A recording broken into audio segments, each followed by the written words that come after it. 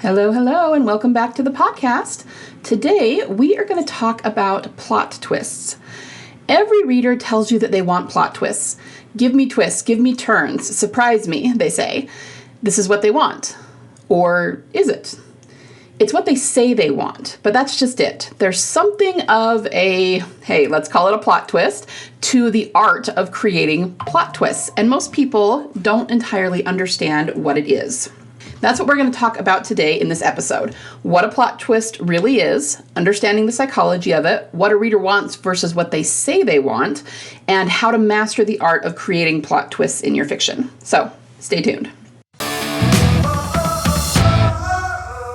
All right, before we get started, I have some exciting news that I just found out the other day. The Fiction Author Business School podcast is in the top 2.5% of podcasts for our category. I totally did not know that. I was looking at listen notes the other day and I found that out. So that's really exciting. I really had no idea. And so I just wanted to say thank you to all of you for listening every week and for coming to give me some of your valuable time and geek out with me about all things fiction writing. It's really means a lot to me that you guys come and you listen to me drone on. And I can even tell you from, this is a funny thing to say, but I can tell you from experience that I understand that my own voice can be annoying. And the reason that I say that, I'm really not being self-deprecating. I have been working on something this last week for the Legendary Fiction Forge. It was a challenge that we're doing for growing TikTok and Instagram. And it was one of those things where it just took way longer than I thought it would. I was hoping to get it done in about half a day in like 3 or 4 hours. Yeah, it took 2 full days, like probably more than 16 hours to do. And it was because I was not paying attention to things and my sound was off when I made a bunch of the videos. And so I had to redo them. And let's just say that after 2 straight days of recording something and then having to play it back so I could edit it, I got so sick of the sound of my own voice. And of course, that doesn't happen all the time. And I know that you guys generally only listen to me once a week unless you're binging or something. But all that is to say that it just gave me a greater appreciation for my podcast listeners because you guys choose to tune in and listen to my voice every single week. So anyway, thank you very much for doing that, and I really, really appreciate you. And in order to celebrate the fact that I am in the top 2.5% of podcasts for my category, I've got something special for you at the end of the episode. So you gotta listen until the end to hear what it is, but it's just like a little thing that's kind of a celebration because I learned about this a few days ago. All right, so with all of that said, let's get into it. We are going to talk about the psychology of the plot twist, and why it works so well if you set it up right, and how to master creating plot twists in your fiction, okay? So, I did do an episode on how to put plot twists together last year. It's episode 178, if you want to go back and give it a listen. In that episode, I talked about kind of the logistics of a plot twist, like what you need to put it together and the different parts of it and such. We're going to go over that a little bit today, but in general, we're going in a slightly different direction, okay? We're going to talk more about the psychology of it and how to master this, but I am going to give you some tangible steps that you can take in order to help you plan plot twists for your fiction, all right? So let's dive in. You, if you've been listening to me for very long, have heard me gripe pretty endlessly, especially lately over the last few months, about how every part of your story needs to produce emotion, right? Remember that readers only read stories so that they can feel big emotions in a safe space. So basically everything in your story, every aspect of your story needs to evoke emotion from the reader in some way. But how do we do that? Well, let me put it another way. If you can learn to do this with every single part of your story, and when I say part of your story, I don't mean like the beginning, the middle, and the end. I mean, you have to do it with your plot, of course, with your characters, with your sentences, with your word choice, with your world building, with your theme. You know what I mean? Every single part, every aspect of writing a story, you need to be able to use that to evoke emotion from the reader in some way. And if you do that, you will be a master storyteller. A master storyteller is one that not just tells a story, but communicates a story in a way that allows the people who are absorbing it, whether they are listening to it or reading it or watching it, to feel the emotion of that story. It allows them to experience the story in a way that helps them to feel the emotion of the story. So again, how do we do that? How do we become master storytellers? How do we learn how to evoke emotion like that? Well, one answer that, as I've come to understand it, is by learning to communicate your story on the page in a way that evokes emotion. Because, look, guys, I totally understand that your story makes sense and is very emotional inside your own head. Okay, that's true of all of us. And that's the art part. But the craft part is learning to communicate that story on the page and to, at the same time, draw forth emotions, okay? And that becomes a skill, for sure. Now, the best way to figure out how to communicate emotion is, first of all, you have to understand what creates emotions in human beings, right? If you don't know what creates emotions for the average human being, then you're not going to be able to harness that in your story to help them feel the emotion. So you really do need to have an understanding of human psychology, of story psychology, and of different things that help human beings feel emotion. And that is what I teach inside the Forge. And that's kind of the lens through which we are going to approach plot twists today. So, as I said, the only reason that readers read books is to feel a big emotion in a safe space. And maybe you're totally on board with that. You're like, yeah, no, I get it. I believe you. I'm on board. I want to be able to guide my readers toward feeling these emotions, but how do I do that? Well, another term that I want you to familiarize yourself with is reader satisfaction. Obviously, we want to create reader satisfaction with our stories. And of course, you know, there are different levels of reader satisfaction. In fact, if we're looking at it as a continuum, then even a reader who hates the book, they could still be on that scale somewhere. They're just like in the negative side of things, you know, negative reader satisfaction. But the point is, you know, you could have someone read a book and go, yeah, that was pretty good. I liked that. And that means that they were satisfied with it, okay? And let me just say that there's nothing wrong with that. Sometimes there are books out there that are very lighthearted. They are brain candy books. That's kind of what me and my friends call them, my author friends. But, you know, I say that and I don't at all mean it to be derogatory.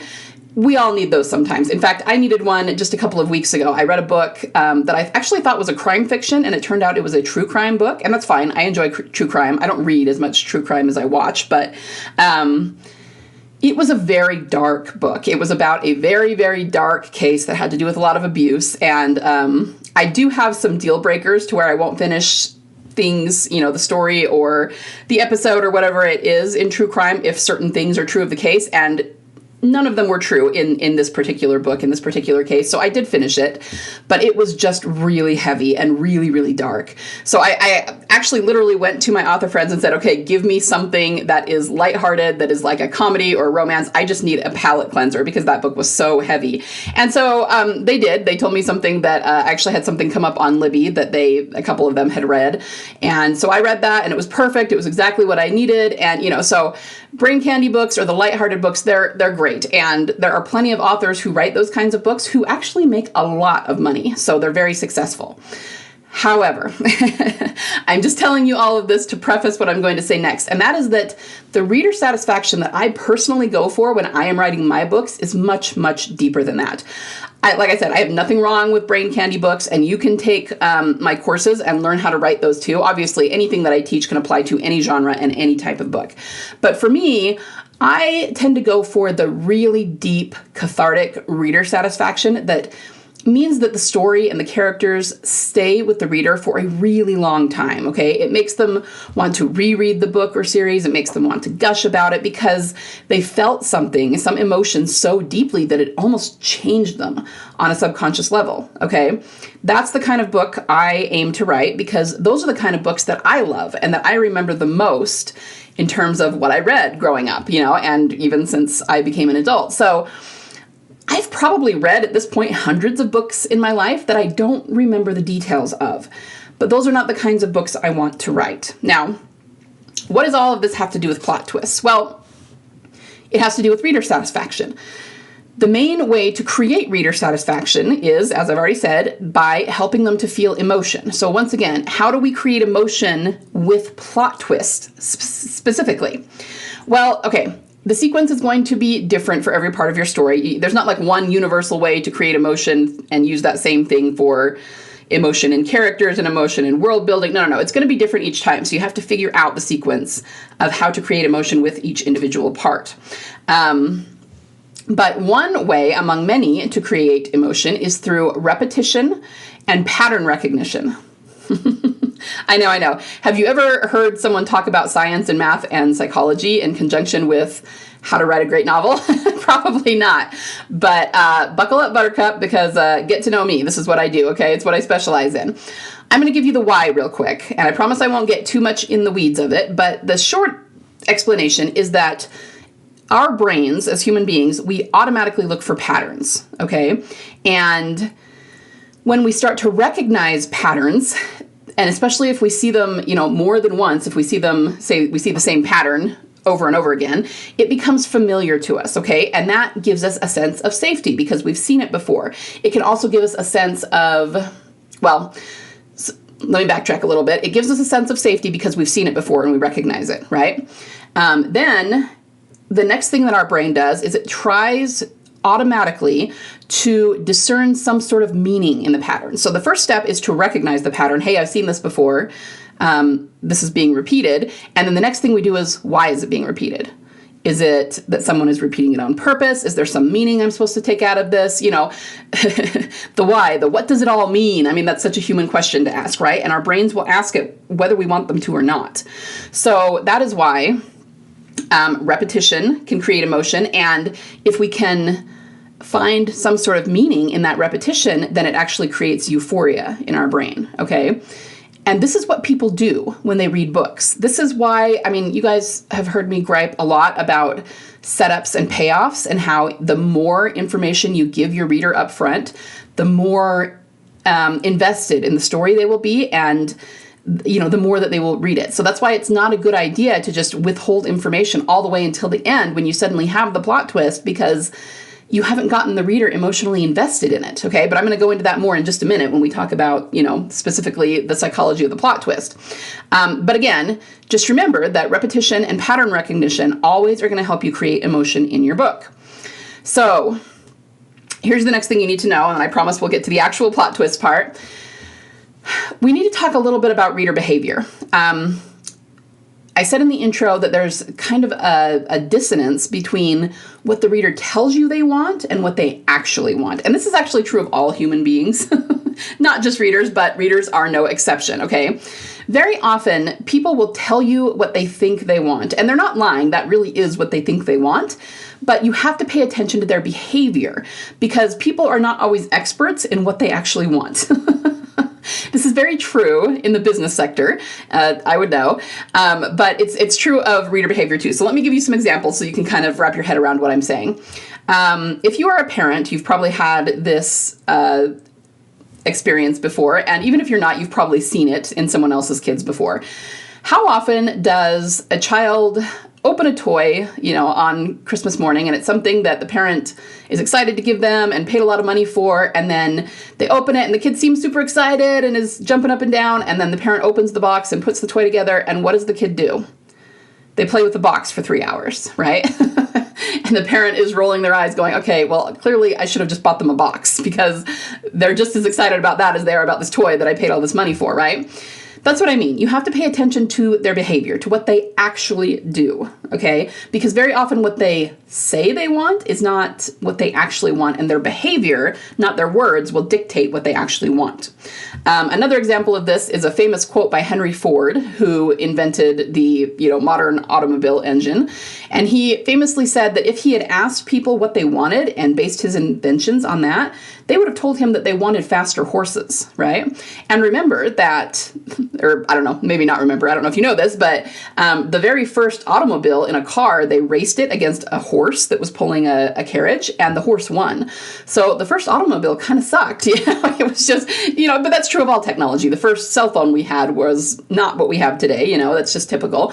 But the point is, people would not have asked for that because they wouldn't have realized that it's what they wanted. They wouldn't have realized that it was the answer to what they're actually looking for. They would have just gone with what they think they want, right? So what does this have to do with readers? Well, let me give you an example of how I saw this play out kind of in real time in when it came to a famous book. And I do think I've told this story before. I think I've told it in conjunction with setups and payoffs and not going off the rails with your story to make sure that you, set it up clearly enough that the reader has some idea where it's going. It's about Game of Thrones. So I read the Game of Thrones book, all of the books that were out at the time, in between the first and second seasons of the HBO series. So I actually watched the first season and I had not read the books, but I liked it so much that I knew it was going to be a year or more before the second season came out. And so I read all of the books in between. And while I was doing that, at one point I got online and was looking at threads and, readers discussing the books on Goodreads. Now, there is a particular storyline in which you have a young man named Bran, and he basically leaves his home with a group of companions and they head north. And I won't go into the details, it doesn't really matter. You'll know what I mean if you've either read the books or seen the films. But he's headed north, and he keeps going north for a long time. And it always seems along the way that the author is setting up places for him to go. And this is exactly what I saw people talking about online. They would be like, oh, okay, so, he's going to go here. That's what's going to happen. And then he wouldn't go there. I mean, he would sort of bypass it, so he could have gone there. But in the story, he didn't stop. He kept going. And then, he's going to go to the wall and reunite with Jon. That's what's going to happen. And he went to the wall, but he didn't see Jon. He just kept going. And I was literally reading these threads of these readers online who got so frustrated with this storyline. They were going, where is he going with this? Where is he taking Bran? We don't understand. And I mean, I don't know that very many of them didn't continue reading. I'm sure they did, but that was almost where they were. They were so frustrated that they wanted to throw that particular storyline against the wall, and that is a really good example of how the author didn't set it up well enough to where people had some idea where it was going, right? They were frustrated because they couldn't comprehend where he might be taking that storyline. Now, of course, this is George R.R. Martin. He is today one of the most successful authors in the world, so I'm not going to say that he did it wrong or anything, but if he didn't want his readers to have that particular reaction, he kind of needed to drop some more hints, some more breadcrumbs to where he was going with it. Okay, so the important thing about that I want you to take away is that it's not even necessarily important that the reader knows where the story is going.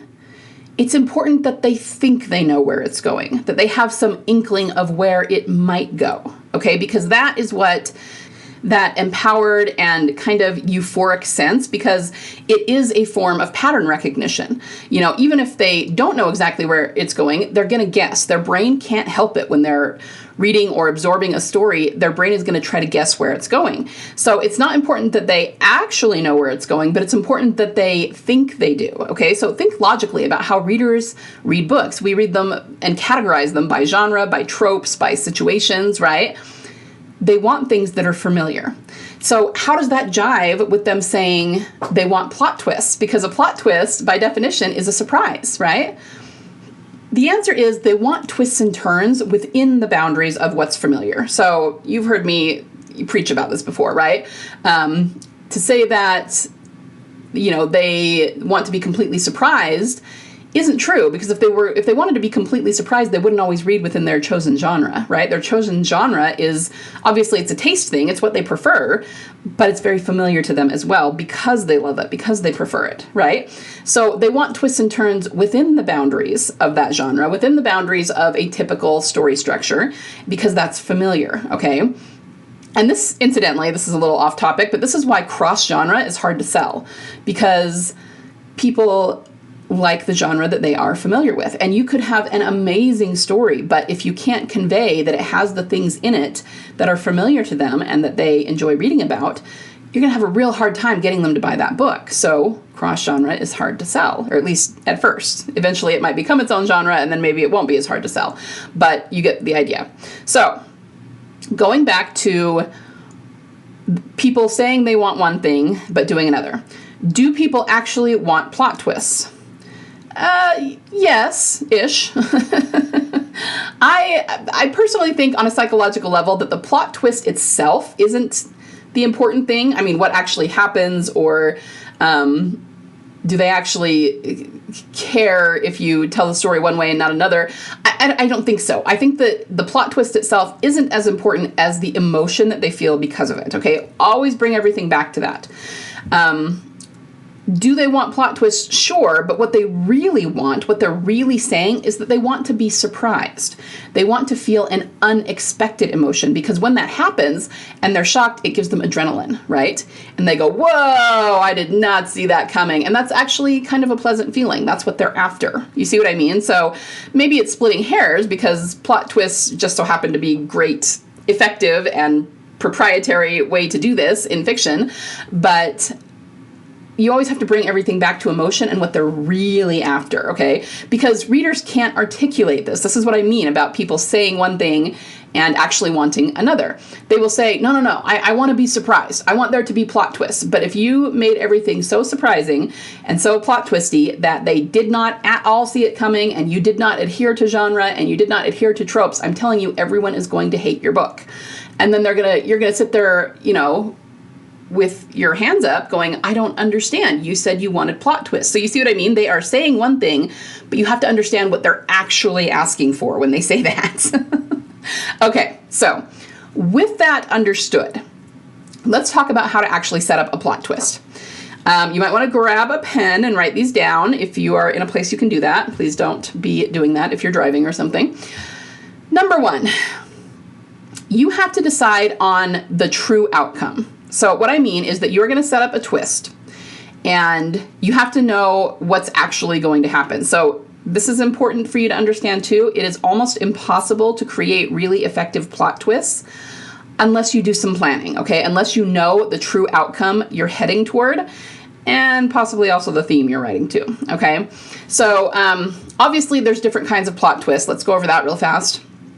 We could be talking about the big, like the big cheese, the big kahuna ending, and that's going to be a big plot twist, okay? But you can also do smaller plot twists within scenes, within certain aspects of your novel, okay? So when I say true outcome, that could be the real ending, but if you're doing a smaller plot twist, it could also be, within a scene or something. And maybe the easiest way to talk about this, the most obvious way, has to do with mysteries. Most mysteries put in what are called red herrings in the genre, and that just means, we know that the actual murderer was Professor Plum in the library with the candlestick. We know that that is the actual outcome that we're going to have at the end of the book, right? So that's the first thing we need to know, is how it actually turns out. Okay, that's number one. Number two is that we have to come up with an alternate outcome that is actually not going to be true. So maybe the alternate outcome is that we're going to try to make them believe it is Colonel Mustard in the drawing room with, the revolver or whatever. So you have to come up with the true outcome and then the alternate one that actually isn't true, right? Okay, so that's step one and step two. Step three is that you have to drop clues in the story toward both. Here's where it gets a little bit complicated and where you're going to have to do some planning, okay? Because you have to make them familiar with both. Obviously, if you want them to believe the alternate outcome, the untrue one, you are going to have to take pains to make them believe that that's what's happening. But at the same time, when you do the plot twist, it can't be totally foreign to them. It has to be familiar. Okay, otherwise it's going to feel like Deus Ex Machina, which I will get into in just a minute. It's going to feel too convenient, like it came out of the left field, right? And you need to make them familiar with both possibilities for the ending. Okay, so you're simultaneously trying to mislead them with the alternate outcome, but you're also planting seeds toward the true outcome so that when everything is revealed, they are shocked because they didn't see the true outcome coming, right? But also, the true outcome feels like fate or destiny because you set it up well enough. And this is where, it really becomes a skill, because there's a lot of different ways you can do this, and you can weight it basically however you want. And what I mean by that is there are some, books I've read or movies I've seen where they equally weight the two so that literally you're consciously aware of both outcomes, and you're going, okay, again, you could see this in a mystery. Okay, is it guy A or is it guy B? I know it's one of them, and they're going to keep us guessing until the end, but I know it's one of the two, right? But a true plot twist is when you're so subtle with the true ending that they really don't think that's what's happening. They're more convinced of the alternate or untrue outcome, so then it becomes a twist when it turns out that it's the first one. And I mean, in terms of telling you how to do this well, again, it's something you just have to try to do. You're going to need to get feedback on, have people read it and see. But what I would say is that you want to be very light in peppering in the clues about the truth. So definitely put them in there so that they're aware, because they really should have a light bulb moment when the plot twists happen and go, oh, that's why in this scene, da-da-da-da-da, and then it just makes sense to them why that was the outcome. But it has to remain subtle so that they're not guessing it, right? Whereas you need to be very, very heavy-handed in pushing the alternate or untrue outcome so that they believe that, okay? And like I said, there's not an exact science toward this. It's just something that you have to play with and try to get better at, and the best way to do that is to get feedback from other people reading your story. All right, so let's talk about Deus Ex Machina real fast, in case anybody is unfamiliar with that. I'm assuming most of you are probably familiar just because you're writers, but in case you aren't, Deus Ex Machina just means that the ending is contrived, and specifically that basically God or some higher power intervenes to save everybody. Okay, so it comes from the Greek, where we would actually see in Greek plays, all hope was lost and the hero was about to die and the catastrophe was about to happen, and then Zeus would swoop down and say, oh, well, I saw this was happening and it's not cool, so I'm going to fix it and intervene here, But the problem with that is that it's literally the worst ending you could ever come up with, because the characters do not grow, they do not change, they do not overcome. We like to see characters who struggle and toil and then overcome something so that they become a higher version of themselves at the end of the story, right? That's what readers want to see. Another thing they can't always articulate, but that is what they want, okay? So just having something conveniently come in and save them, it's cheap and it's contrived and we don't like it and it's too convenient, and yeah, just worst thing you could possibly do. So don't do that. So let me give you a couple of examples of really great plot twists and how I've seen them play out. And before we get to that, let me say that there are two major ways to do this. Another thing you might want to write down. Method one is to say something is going to happen and then not have it happen. So that would be the plot twist. And I'm going to give you examples of this in just a minute. And the second way is to say something is going to happen and then have it happen. Now, that might not sound like a plot twist, but in this case, it's because it's something that the protagonist is trying to prevent. So it's you saying there's going to be this big catastrophe and the protagonist is going, no, it's not going to happen. We're going to figure it out. We're going to prevent it. We're going to stop it. And then they don't. And, because the protagonist is saying that, the audience is going to assume that they will stop it, but then they don't. So that's the plot twist. So let's get some examples going here. Let's do the second one first, in which you say something is going to happen and then it does happen because they don't prevent it. There was a series a long time ago, and I had to look up how old this series was. I was thinking it was like 10 years old. Actually, it's 18 years old, so it's older than I thought it was, and I'm kind of dating myself, but it was called Heroes. Hayden Panettiere was in it, and she was really young in it. So this was kind of a pop culture phenomenon when it started. I remember watching it, and I remember people could not get enough of it. It was so fantastic. And that was the first season. After that, it kind of tanked. They had a hard time keeping up that same level of momentum and keeping it compelling after that first season. And I'm even going to be able to tell you why here in just a minute. But at the time, it was just everybody was watching it that I knew.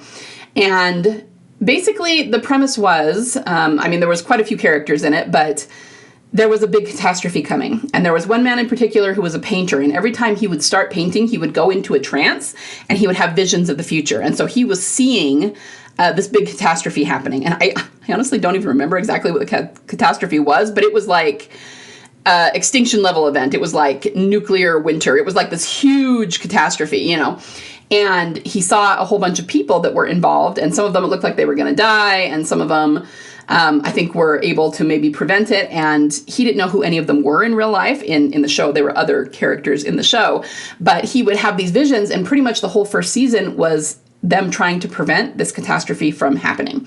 So this is yet another example of why you should set things up. Okay, they literally told us what was going to happen. They showed it to us through his visions if they didn't prevent this. Okay, so they were setting this up like, we're not just going to have some big twist at the end. We're telling you this is exactly what is going to happen, blow by blow, if they don't figure it out. Spoiler, at the end of the season, they did not figure it out. They did not prevent it.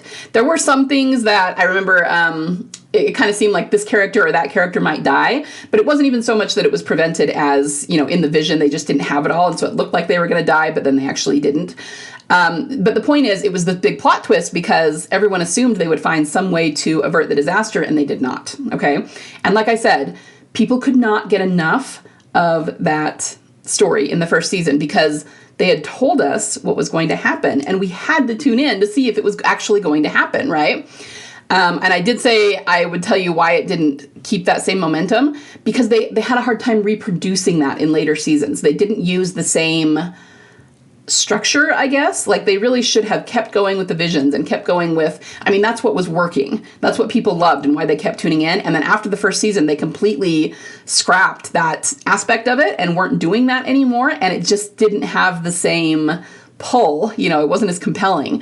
So this is the problem, and I see this all the time with TV shows. They try to replicate the wrong things. So you have something that was working really well in one season, and then the second season, they do something completely different. And then they're shocked that it doesn't work and people stop watching. Well, it's because the thing they were watching for, you're not doing that anymore, okay?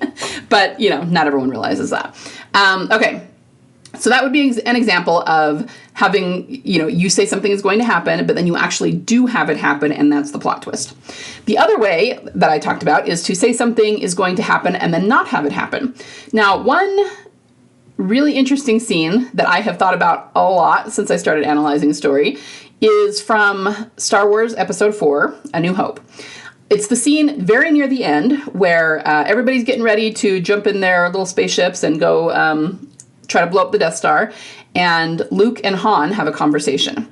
Now, the reason that I have thought about this particular scene a lot is because when I started learning about story years and years ago, I wondered, is this not an example of Deus Ex Machina? Because really, at the very end, just when it looks like Darth Vader is about to blow up Luke, Han swoops in and saves the day. And I wondered that, when I was first learning this and not as well versed in it as I am now, I would go, wait a minute, isn't that kind of Deus Ex Machina? But I didn't want it to be because I actually love that part. Most people do. That's a great plot twist, to have him come in and save Luke like that. But it kind of seemed like it was. Now, I want you to think about it for just a minute. Would you call that Deus Ex Machina or not? And try to think about why. Have your answer? So I'm going to tell you that it's not Deus Ex Machina. Thank you very much. We can actually love that plot twist and not feel guilty about it. But here's why. Because they set it up, quite simply. All right? Deus Ex Machina is very easy to avoid, okay? If you literally want to have Zeus come out of the sky and save people, you can do that and have it not be Deus Ex Machina. You just have to set it up first. You just have to make it logical in the reader's mind. And all you have to do is set it up. So if, here's a little hack for you. If you have somebody reading your book and they come to a particular part and they say, oh, this felt too convenient. I didn't understand. This came out of left field. It didn't feel authentic to me. Don't be discouraged by that. Be glad that they told you that so that you can fix it. All you got to do is go back to earlier in the book and set it up and say, oh, this might happen at some point in the future. And then boom, no more Deus Ex Machina. That's all you have to do to avoid it is set the thing up. Okay. That's why setups are so important. So with this particular scene with Han and Luke, you'll remember that Han was getting ready to leave. He got his reward. He was literally loading it into the spaceship and he's going to go. He's done his part and he's out of there. And Luke is trying to convince him to stay and do the right thing and help them, and he doesn't want to. Now, let's look at how they set up this plot twist. They did their very best to convince the audience that Han was leaving, and he was going to be a selfish person and, look after himself, and that was just going to be that. Now, how did they do this? Number one, honestly, they set it up using his character. by this point in the movie, we know and understand Han pretty well, okay? And he's very much put himself forward as just the smuggler who only looks out for his own interests. And yes, I mean, of course, you can make the argument of smuggler with a heart of gold, but he puts that forward to people as that is who he is. And at this part, he doesn't even consider it. He gives Luke a pretty hard no, that's not happening. And more than that, we're seeing him loading stuff into his spaceship like he is leaving. This is not something he's considering doing. Maybe he'll do. He is doing it, right? So that is the alternate outcome. And they convince us pretty well that that's what's going to happen, right? And then, of course, after that, there's a lot of distraction because, Luke hops in his little spaceship and goes up to try and blow up the pockmarked metal ball in the sky. And, there's a lot going on. There's spaceships and there's explosions and there's people and they're all talking on their comm system. And we don't really think about Han again, right? So he's completely left our minds. The only way in which they plant the seed for what he will actually do. I mean, I guess you could make the argument that, the whole smuggler with the heart of gold, even though he puts on the tough guy exterior, we know that he's a good guy underneath, but can we really count on that? Can we count on that making him do the right thing? We're not really sure because they've taken the pain to convince us that he won't in this scene, right? The only part in this scene that, maybe gives an inkling about what might happen, the true thing that might happen is when, after Luke walks away, he says something to Chewie. I can't remember what it is. He says, "Stop looking at me like that," or something like that. And then he says, "I know what I'm doing." So it's almost like he's got just a little tiny inkling of a doubt, like the fact that he's feeling the need to justify himself to Chewie. But at the end of the day, he's still stubbornly determined to do what he had planned to do, right? So in this case, they said that something was going to happen, which was that Han was leaving and was not going to help. And then that did not happen. But you see that when he swooped in to save Luke, it made perfect sense. Honestly, it might have even been okay if they had not put this scene in. I don't know that anyone... Well, it would just depend on how they did it, I guess. and now we're getting into, it doesn't really matter because this is the way they did it. But if we had not seen anything of Han after they reached the rebel base and then he showed up, that would have been too convenient. People would have gone, wait a minute, where's he been this whole time? How did he just now get here? So that would have been a little bit Deus Ex Machina. I mean, people probably still would have accepted that he was around somewhere, but we would have kind of needed to know where he came from anyway. But by putting in the scene, think about everything the scene does for your reader, okay? Or in this case, your audience who's watching. It creates the plot twist, obviously, that he shows up. But in a fraction of an instant, think about what that does as well in terms of putting forth Han's character. Because in that instant, when Han shows up, what does the audience conclude? That he changed his mind, that he came back and he's actually a good guy, that he's actually loyal to Luke, who asked him to stay. And everyone goes, oh, he stayed, And then, of course, he saved Luke's butt and kind of tiddlywinked Vader out into space, which was super cool and badass. And you just got to understand that evokes so much emotion in your audience, okay? Not only because of the plot twist that they didn't see coming, but because of what it says about your character, right? So nobody thought that was Deus Ex Machina, and most people are not watching a sci-fi going, is this particular event Deus Ex Machina? No, they wouldn't have thought that anyway, but in the moment, they not only accepted it, they jumped up and cheered, right? So that is a plot twist done very, very well. So when you're crafting your story, I know I'm running a little long here this week. I guess I can get a little passionate about psychology and plot twists. But when you're crafting your story, this is just something that you should always think about, okay? How can I give people an idea of where this is going, and how can I make them think it's going one way when really it's going another? And the answer is always just to plant seeds, okay? How do you plant seeds? Have the characters think or talk about it going some particular way. Show scenes, like this one with Han and Luke, that make the reader think it's definitely going that way. We see Han leaving, and it's the perfect misdirection right there. I actually did this, and just to give you an idea of outcome when it comes to readers, I did this in my first Dragon Magic book, which came out at the beginning of the year. And I was thinking about it when I was putting together this podcast, and I went, whoa, I actually did both of those things. I did both ways, okay? I have a storyline where a young woman has to go be coronated as queen. This is a dragon fantasy, and she has to, it's kind of a whole magical contract thing. So the idea is that the magic is failing. The magic holds up the boundary around that protects their land. And if she doesn't get there within 7 days to be coronated and married to her new husband, which is an arranged marriage, then the magic is going to fail and the boundary is going to fall. And that's a huge catastrophe because they don't know what's outside the boundary. It has protected them for thousands of years. So the way in which I did this is I made sure that everyone believed that she was going to make it there and she was going to be coronated. Like, she says it, everyone around her says it, it's going to be a catastrophe if you don't. Now, naturally, there's other things going on in the story. She gets to the point where she doesn't want to do the coronation anymore because, number one, her life is in jeopardy. She finds out there's political stuff going on and she could be killed later on. And she also kind of, as often happens in books, starts to fall in love with somebody who is not the guy she's going to marry. But even saying that, like, that's the reason she doesn't want to go through with the coronation in the marriage, I still actually have them have conversations about why she's going to do her duty. They need to protect the people, and then they'll figure out how to protect her after the coronation, on and on and on. So I really, really push people toward this is happening.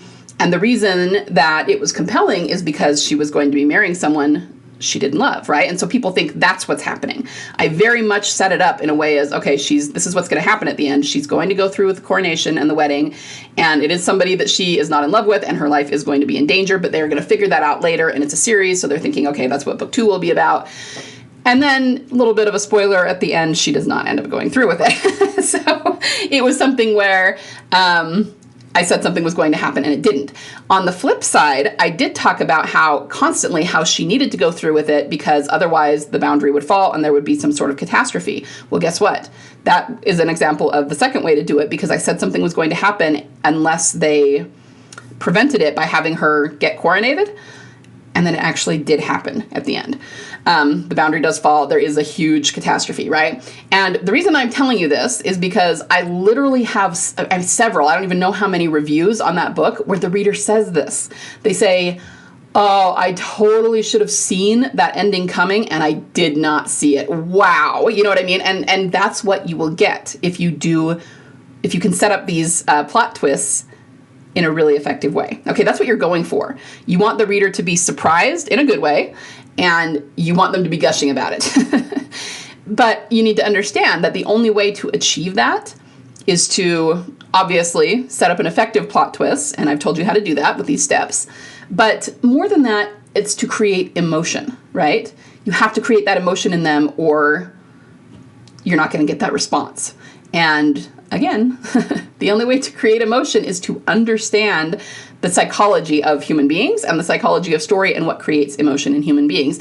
Plot twists can most definitely do it, and they usually do, but you have to set them up right, okay? So let's just do a quick recap about how to set up a plot twist. Number 1, you've got to decide on the true outcome, which means you kind of need to know how it ends. This could be the whole ending of the story, depending on what plot twist we're talking about, or just the situation that you're doing the plot twist in. You need to understand how it's really going to play out. Second, you need to come up with the alternate outcome that you're going to be using as a misdirection that isn't actually going to be true. And then you're going to have to, number 3, drop clues toward both. Okay, you have to make them familiar with both so that you are simultaneously misleading them and also planting seeds for the true outcome. You need to be heavy-handed with the untrue outcome, with the red herring, and just very, very light with the truth so that they do recognize it, but so that it's not jumping out at them as what's actually going to happen, okay? And that it is a balancing game. It's not an exact science, right? And then keep in mind that the 2 different types of plot twists you can do is to say something is going to happen and then not have it happen, which will be the twist, or to say something is going to happen if they don't prevent it, but then have it happen, okay? All right, so your homework for today or this week or whenever is just to think through the story that you're writing. Think about your biggest twists, your biggest reveals, and even your biggest gasp moments. Because guys, this doesn't always have to be plot related. Obviously, when we think of plot twists, I mean, it's called a plot twist. So we think of physical events in the plot, and those are great to use for twists. But you can also use things that aren't as much plot related. You can find out things that are like epiphanies about your character, histories about your character. One that jumps to mind, I still remember the first time I read A Tale of Two Cities in high school.